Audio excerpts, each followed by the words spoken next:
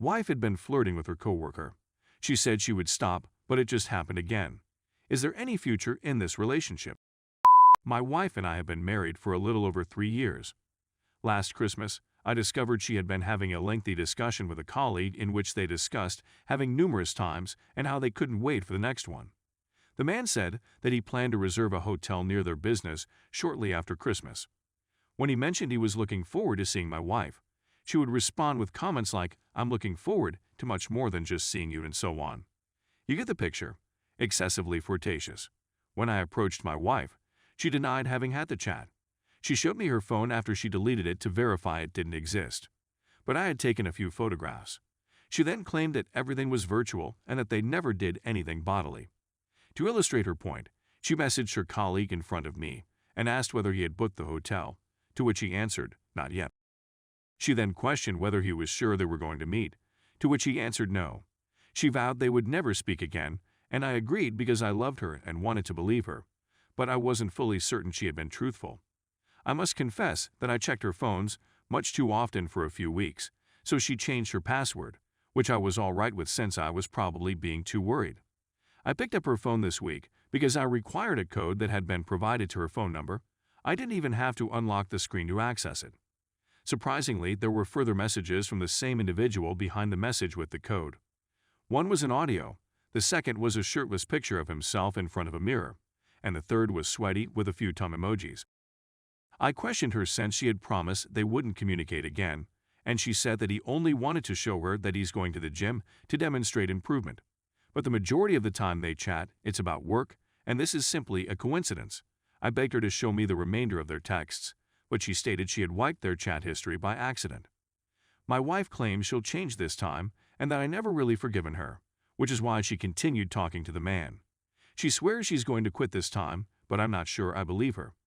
Even if she does stop, I'm afraid she'll do it again when things aren't going so well between us. I adore her, but I can't keep living like this. Is there any case where this might work? What would your reaction be? Update. My brain just couldn't cope with the disaster and collapse of the universe I had created for myself, in which my wife is my love, best friend and partner, and the person I adore the most. She was flawless, and she made me happy for many years. I believe that no other couple in the world could have what we had. For a long period, we were both overjoyed. We were both gorgeous, innately decent, had enormous hearts, and were both tremendously successful in our vocations. To consider things through, I relocated to an Airbnb, then to my family's house. It was a dreadful moment, yet a psychologist assisted me in recovering from a bad mental condition. It happened at the same time as the pandemic struck my city hard. I received the virus, which didn't help. During this time, we continued to converse, and my wife apologized profusely and said that they had not met. I knew it wasn't real, but I was prepared to forgive the lady of my dreams, who remained at my universe's highest altar. Fast forward to last Saturday morning, when I returned to our apartment, determined to forgive her and work things out in the most adult manner imaginable. And, well, there she was, but I was the one who was taken aback, to say the least. My wife and the man were both nude in my home. The man in the texts, the one in the photos, she said she didn't even enjoy it. He was hidden in my bathroom as my wife was putting on her pajamas. When I saw him hiding in my restroom, he apologized. "Sorry, buddy." For a split second, I wondered, is this where I'm going to murder him? But I immediately said, I have nothing against you, since the guy was really crushing on this lovely lady. Even if he was doing it in a home full of my photos. Photographs from our wedding, our family. Images of my deceased father, who would be heartbroken to see how the marriage he never saw would end. He has always been the driving force behind my efforts to make the world a better place.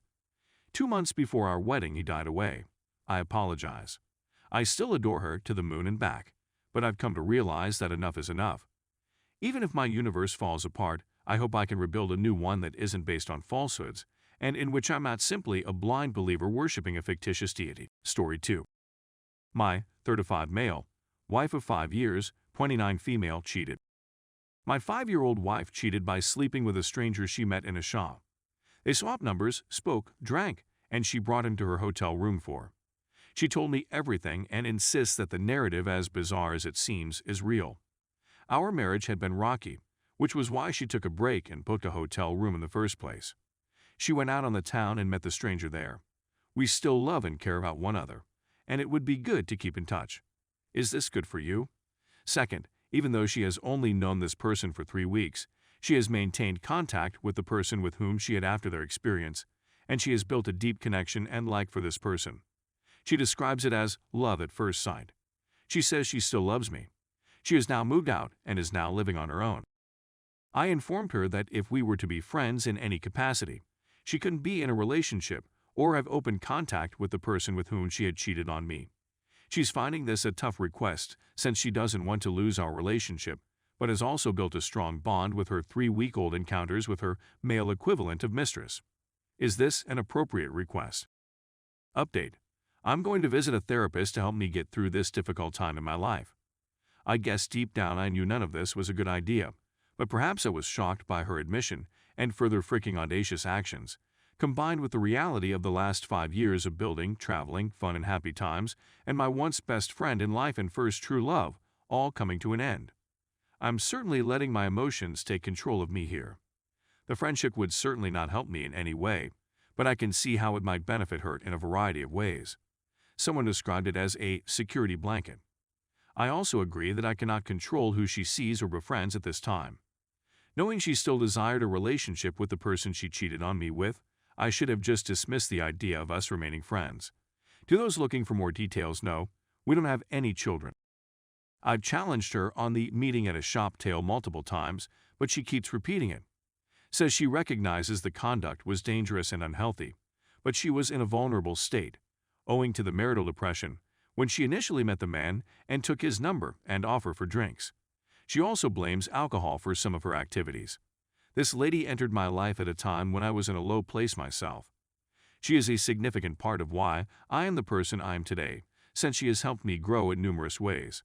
So it seemed to me that one of the reasons I still wanted to be there for her after what had occurred was to express thanks.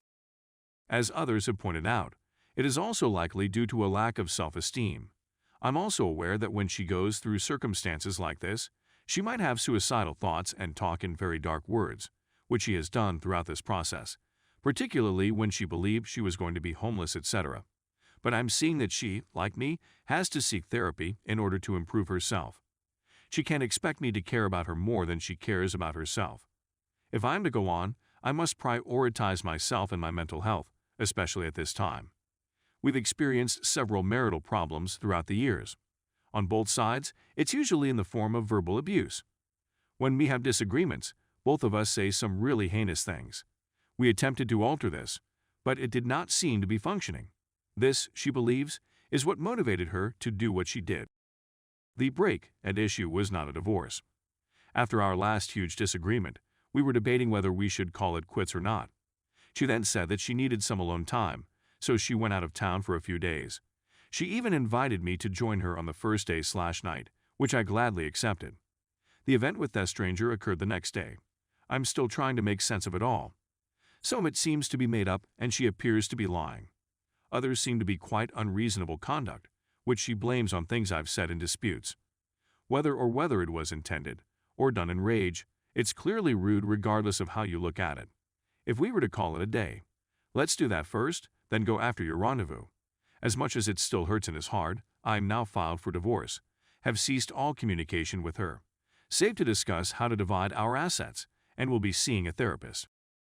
She even invited me to join her on the first day/night, which I gladly accepted. The event with that stranger occurred the next day. I'm still trying to make sense of it all. Some of it seems to be made up and she appears to be lying. Others seem to be quite unreasonable conduct, which she blames on things I've said in disputes. Whether it was intended or done in rage, it's clearly rude regardless of how you look at it. If we were to call it a day, let's do that first, then go after your rendezvous. As much as it still hurts and is hard, I am now filed for divorce, have ceased all communication with her, save to discuss how to divide our assets, and will be seeing a therapist.